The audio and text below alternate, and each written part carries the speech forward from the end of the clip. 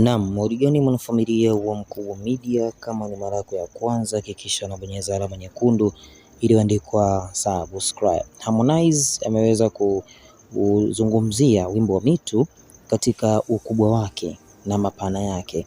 Aliandika kupitia ukurasa wake wa Instagram, akaandika Mitu so big on TikTok than any song from Tanzania drop in 2 years.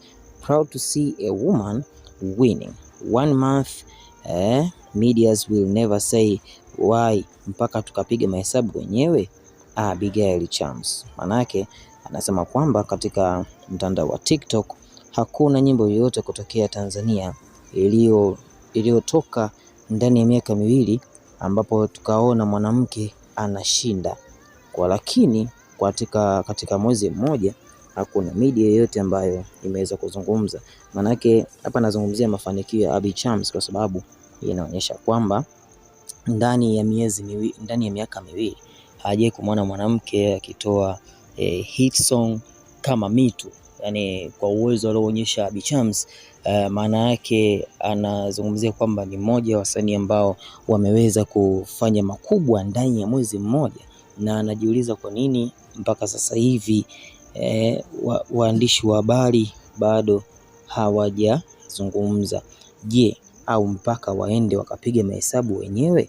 Maana yake ni kwamba alikuwa anataka kuona waandishi wa habari wakizungumzia hili jambo, kwamba kuna wasanii wakubwa wa kike, nakupa mfano Zuhura, Zuchu, lakini pia Nandy, ndo wasanii ambao wanaonekana kuwa wakali, lakini yeye Harmonize anamwona Abby Chams ni zaidi ya msanii, lakini pia ni msanii wa kike ambaye mwenye uwezo kuliko wasanii wengine, na ndio maana akampa credit na kusema kwamba ameweza kufanya makubwa ndani ya miaka miwili, ndani ya mwezi mmoja tu.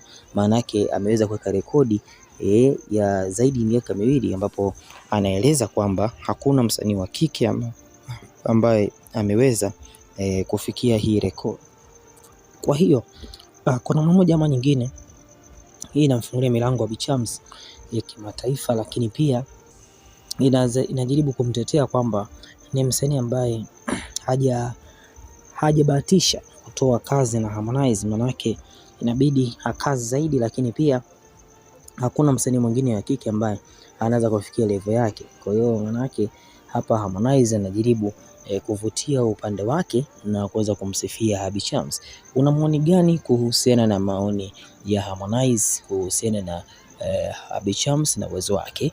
Lakini pia kama ni mara yako ya kwanza hakikisha unabonyeza alama nyekundu iliyoandikwa subscribe.